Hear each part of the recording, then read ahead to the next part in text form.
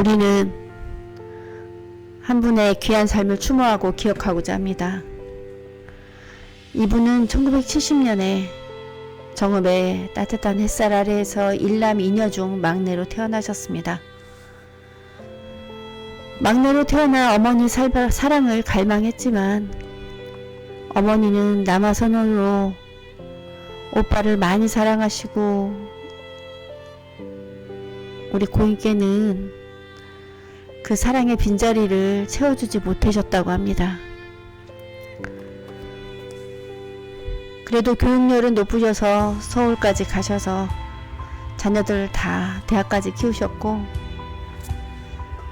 같은 학교 CC였던 남편을 만나 백녀 가약을 1996년에 맺으시고 2명의 귀한 딸을 낳아 키우셨습니다. 가정에서는 자상한 아내이자 지혜로운 어머니로 아이들 차별 없이 사랑으로 길러내셨고 화려한 것보다 소박하고 검소한 삶을 좋아하셨다고 합니다. 숭실대 물리학과를 졸업해서 학원 강사로 수학 과학을 가르치기도 하고 그러나 정말 마음에 와닿고 정말 해야 한다고 생각했던 거는 교회 기숙학교 교육사업을 통해 아이들에게 지식을 넘어 지혜를 전해주는 일이었다고 합니다.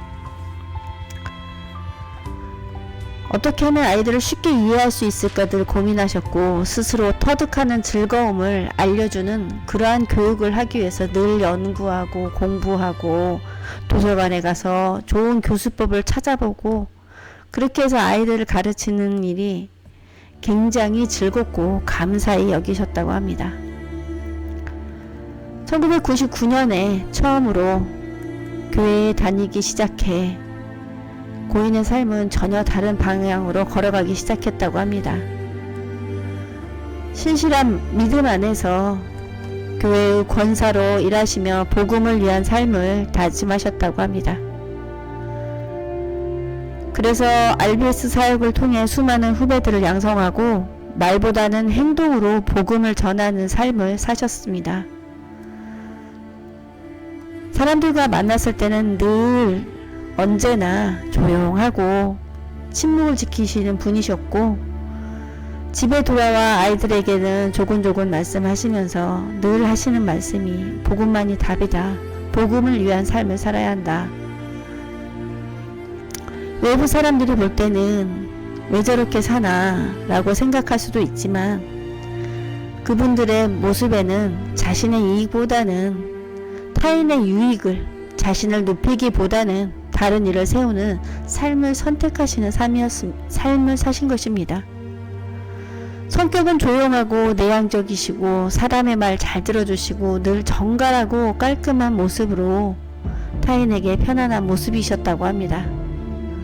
먹는 것도 가리는 것 없고 그런데 고기 특히 좋아하셨고 산책하는 거 좋아하고 여행 좋아하셔서 가족들과 전국 곳곳 참 많이 다니셨다고 합니다. 그리고 선교를 위한 발걸음은 그분의 삶이 단지 이 땅에 머물기 위한 여정이 아니라 앞으로 나아가기 위한 사명이었음을 보여줬다고 합니다. 가족과 여행도 참 좋아했지만 하나님 나라 확장을 위한 그 마음도 멈추지 않았다고 합니다. 그러다가 9년 전에 시작된 병마의 싸움은 삶의 고비고비마다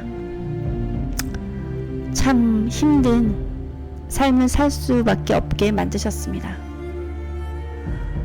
그래도 우리 권사님은 끝까지 인내하면서 회복하고 또는 다시 또 악화되고 이러한 반복 속에서도 믿음의 끈을 놓지 않으셨다고 합니다. 그리고 2025년 5월 30일 오전 10시 38분 하나님의 품으로 평안히 돌아가셨습니다. 사도 바울은 디모데 후서에서 이런 고백을 했습니다. 나는 선한 싸움을 싸우고 달려갈 길을 마치고 믿음을 지켰으니 오늘 우리는 이 말씀이 고인의 삶을 그대로 담고 있다고 믿습니다. 고인은 조용했지만 결코 가볍지 않은 발걸음으로 하늘의 뜻을 쫓아 살았고 복음을 위한 씨앗을 심으셨고 후배를 위한 뿌리를 내리셨습니다. 오늘 우리는 슬픔 속에 있지만 그분이 남긴 삶의 향기는 마치 등불처럼 우리 마음에 환히 빛나고 있습니다. 그분의 삶은 끝이 아니라 하늘에 닿은 새로운 시작임을 믿습니다. 고인의 삶을 기억하며 주님의 품 안에서 평안히 쉬시기를 기도드립니다.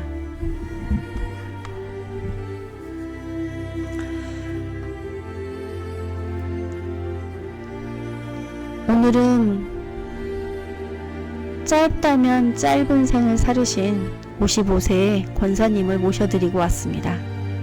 앞에서 읽은 것은 권사님의 고인 양력을 써서 가족들에게 짧게 읽어드린 내용이었습니다. 상례사 일을 하다 보면 다양한 종교인들을 만나게 됩니다. 기독교인을 만나기도 하고 불교를 믿는 분들을 만나기도 하고 종교가 없으신 분들을 만나기도 합니다. 어떤 분들은 기독교인이 싫다, 또 불교도들이 싫다, 뭐 이런 말씀을 하시지만 그분들의 삶을 잘 들여다보면 정말 열심히 그 뜻을 따라 살아가려고 노력하는 그 모습이 정말 대단하다고 생각을 합니다. 대부분의 사람들은 자기의 이익을 쫓아서 살아갑니다. 이타적인 삶이 너무나 어렵기 때문에 그건 특별한 사람만이 이타적인 삶을 산다고 그렇게 생각하고 자기 위안을 삼는 것 같습니다. 저 역시 그렇게 생각하고 있었고요. 그런데 실제로 보면 어떻게 저렇게 남을 위한 삶을 살 수가 있지? 라고 생각하시는 분들이 정말 많습니다. 오늘 모셔드린 이 권사님 역시 아이들을 위해서, 그 다음에 본인이 믿는 신을 위해서 정말 끊임없이 쉬지 않고 노력하고 아픈 와중에 그 힘든 병마와 싸우다가 조금 회복되면 다시 아이들을 가르치러 나가고, 아이들을 가르치는 그 기숙학교가 집에서 너무 멀다고 기숙사 근처로 이사를 하기까지 하는 그 열정이 있으신 분이었습니다.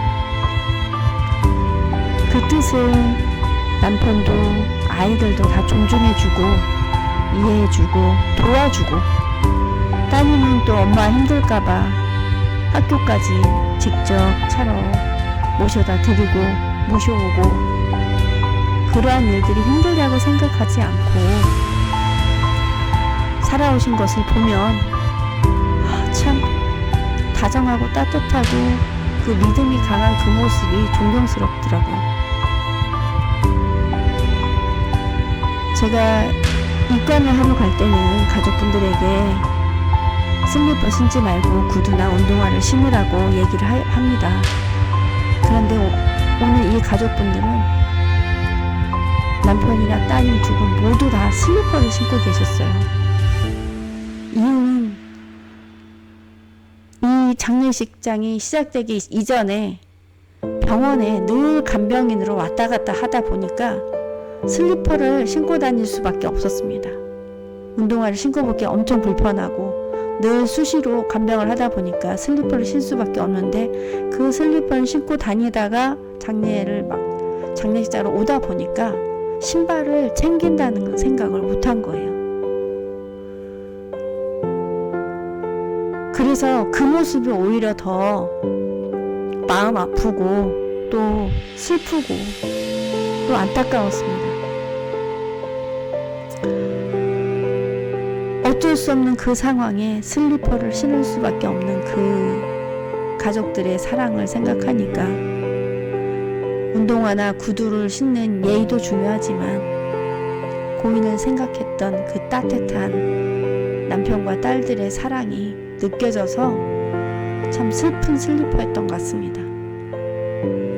하지만 그분들은 이미 우리 권사님이 천국에 가 계신다고 믿기 때문에 또 마음 편하게 보내드릴 수 있었고, 그러한 깊은 믿음이 남아있는 가족들의 손을 꼭 잡고 서로 도닥거리면서 위로해주고 웃어주고 안아줄 수 있는 힘이었던 것 같습니다.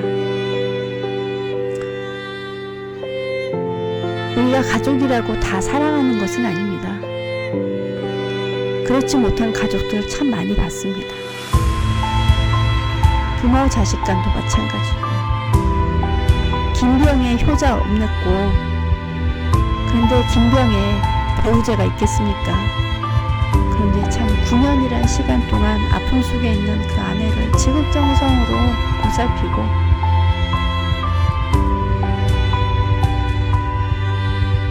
울지 않으려고 어깨에 힘을 막 주고 계신 그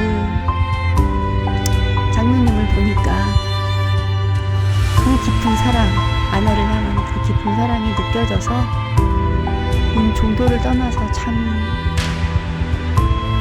뭐라고 하나, 존경의 마음이 들었습니다. 존경이란 표현보다는 뭔가 다른 표현이 있었으면 좋겠는데, 저게 정말 잘 사는 삶이구나 라는 생각을 가졌습니다. 우리가 잘 산다는 것은 행복하게 산다는 것이고, 행복의 기준은 어떤 분이 돈이 될 수도 있고, 어떤 분은 자신의 꿈이 될 수도 있을 것이고, 어떤 분은 종교적인 어떤 성취의 그 믿음, 그 다음에 행동, 실천을 가치로 줄 수도 있습니다. 그러한 가치를 가지고 그 가치가 참 가치로울 때, 값어치가 있는 삶을 살아간다는 것을 보면 그런 삶을 살아가신 분이라는 생각이 드니까 참 더 가슴 아프기도 하고, 또 기독교적인 믿음에서 보면 참 대단한 것 같기도 하고, 편견 없이 바라볼 수 있는 힘이 생기는 것이 우리의 일인 것 같습니다. 부디 우리 권사님, 기독교적인 신앙 속에서 천국에서 본인께서 뿌려놓은 그 겨자씨의 믿음으로 본인이 가르친 그 아이들이 또 좋은 일, 선한 일, 세상을 평화롭게 하는 일에 큰 나무